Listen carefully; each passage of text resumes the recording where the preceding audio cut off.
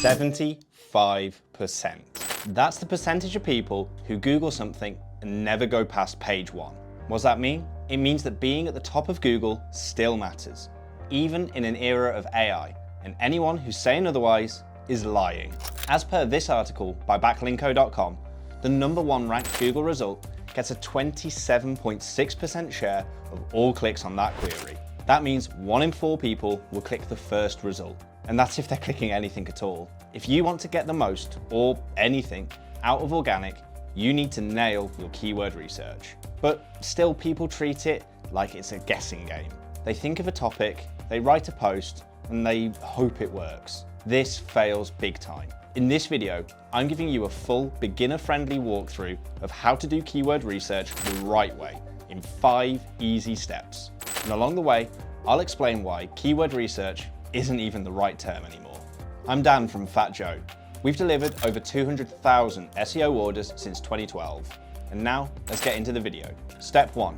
We start with seed keywords. These are basic, broad terms connected to your niche. Think of them as the root ideas. For example, if you're in the skincare space, seed keywords might be things like acne treatment or natural face wash. But don't just stop there. The way that people search today has changed. Thanks to AI and voice assistants, people type and speak full questions. Instead of searching for meal prep, they might ask, what's an easy meal prep routine for beginners who hate cooking?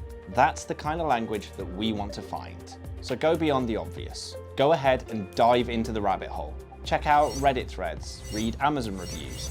You can even scan comments on top YouTube videos for your topic. Your goal is simple. It's not to find the perfect individual keywords. Keyword research is beyond that, and frankly, has been for years already. Instead, your goal is to build a starter list that reflects how people actually talk about what you offer and your topic of interest. Step 2, expanding and filtering your keywords. Now it's time to turn seed keywords into a list of powerful keywords that you can actually target. For this, we can use a tool like SEMrush. In SEMrush, you'll open something called the Keyword Magic tool.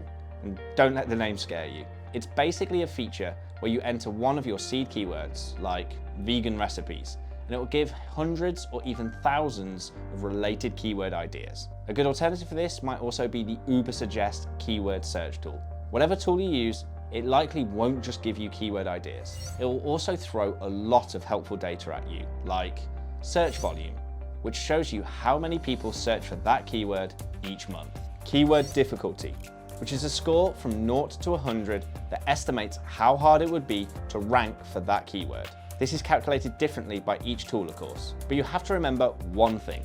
The lower the number, the easier the competition. Search intent. It's basically the why behind a search, and there are 4 different types of intent usually. If someone's looking to learn, that's informational intent. If they're ready to buy, that's transactional intent. If they're searching for a specific brand, that's navigational intent. And if they're comparing options before buying, that's commercial intent. But here's something that you do not want to miss. Go after the long tail keywords. Longer, more specific phrases like easy vegan chocolate cake recipe. Why? They might be longer and have less volume, but they also have less competition. They're easier to rank for, and the people searching for them are usually closer to taking an action, which means more engaged traffic for you. And most importantly, they're more suited to how people are actually searching these days. As conversational and AI searches continue to expand, the long tail is only getting longer. SEMrush makes finding these keywords fast and easy, but I get it, it's not cheap. So let's talk some free alternatives. Google Keyword Planner. It gives you search volume estimates and keyword ideas straight from Google. You'll need a free Google Ads account to use it, but it is worth it. Google Autosuggest. Those predictions that you see when you start typing in the search bar, they're based on real searches, and they're gold for keyword inspiration. People also ask boxes. Those related questions on the search results page can spark dozens of keyword ideas instantly. You can also use Also Asked or Answer the Public, which both have free trials or limited daily searches. Once you've gathered that expanded list, filter it down. Look for keywords with decent search volume, low difficulty scores, and the right search intent for your content. From there, you're ready for the next step, figuring out which of those keywords are actually worth targeting on your site. Step 3, analyze the SERPs and spot opportunities. So now you've got your keyword list, but here's where most beginners would just stop. They don't actually take into account what's already ranking, as long as the keyword difficulties look low. Why does it matter to check? Well, because the SERP tells you exactly what Google wants. Is it blog posts, videos, product pages, a how-to guide with step-by-step photos? Google tends to try to serve a mix of content types to match the most possible intents. But you can still pick up on what is being most represented. If you don't match the format and intent for what's ranking, you won't hit page 1. Also, do take a second to check out if Google's showing an AI overview or a featured snippet, where those still exist, at the top of the results. Those boxes highlight what Google values. You can also look for lists, FAQs, and any other highlighted formats. That gives you a clear signal of what structure your content should follow. This step is all about understanding your competition before you try to compete. It takes a few minutes, and it can save you weeks of wasted effort. Step 4. Steal keyword gaps from your competitors. Yep, I said steal. This is one of the fastest shortcuts in SEO, spying on what your competitors rank for and finding all of the keywords that you're missing. In SEMrush, there's actually a built-in feature called Keyword Gap. You plug in your site, add a few of your top competitors, and it shows you 2 gold mines. Missing keywords, topics that you haven't touched, but your audience is already searching for. These are perfect to target with brand new posts. Weak keywords. These are phrases where you're stuck on page 2 or 3.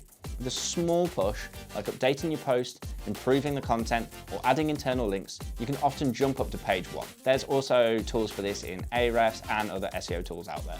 Anyway, think of this as letting your competitors do their research while you collect the rewards. Is it sneaky? Yes. Is it effective? Absolutely. Step 5, cluster keywords and build content that ranks. Now that you've got a high quality keyword list, it's time to organize it and turn it into content. This is where keyword clustering comes in. Grouping similar keywords together, because one blog post can often rank for multiple related terms. Again, tools like SEMrush can cluster for you automatically based on search results. But you can do it manually too with 4 steps. Google each keyword. If multiple keywords bring up the same type of results, that's one cluster. One cluster equals one piece of content. Keep track of this in a spreadsheet so that you can plan your content calendar. I've told you it's quite manual, but it is free. You can also get AI to do this for you with some simple prompting, but we're holding off laying on too much AI here, as a large part of the research is actually seeing how intent is layering from potential searchers. Having AI spit out results can miss this. Anyway, after this, you'll have your content clusters ready. Add your voice, your structure, and your value. Don't just publish what AI has clustered together. Why? Because today, you're not just optimizing for Google search. Searches are happening in ChatGPT, Perplexity, Claude, Grok, even Google's own AI mode. AI is changing keyword research. How? Keyword research moved on from single keywords on a page long ago, but the advent of AI is accelerating this massively. As I've already mentioned, long-tail searches are taking off. Even if 2 people are looking for the same thing in AI chat, they'll phrase it wildly differently. Every search is becoming long tail. It's more important than ever before to be able to assess the intent of your potential searcher and to write content that fits that intent, and trust to Google or AI's semantic intelligence to pair that intent to your content. You'll never be able to hit every possible keyword variation on the page. Instead, you simply need to target the core intent of the searcher that you're after and produce quality content that fits that intent. You can't optimize for every unique long-tail variant in the era of conversational search. You can, however, take steps to help optimize the content that you create using this keyword research for AI though. How? Make your content easy to scan with headers, lists, short paragraphs, and custom images. Add a quick summary at the top for skimmers. Answer questions clearly so you can land in the AI overview. And here's the golden rule, the AT. Experience, expertise, authoritativeness, and trust. Show that a real expert wrote the content. Use your name and your bio.